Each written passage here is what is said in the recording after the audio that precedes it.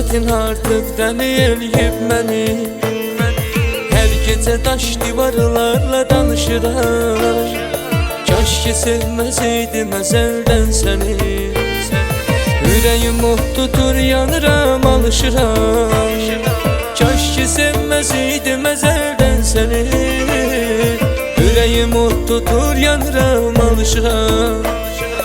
Mən elə dəhdəyəm ki yoxdur dərmanı. Sevib bir qızın olmuşam heyranı.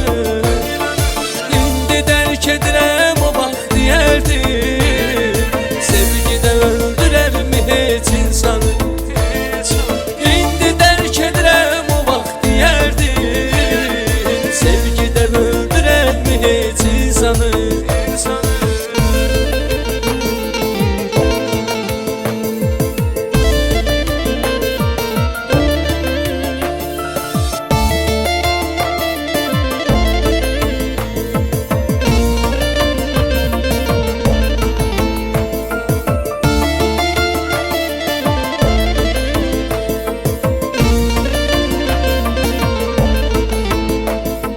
Qəm sinəmin üstə çökür hər gecə.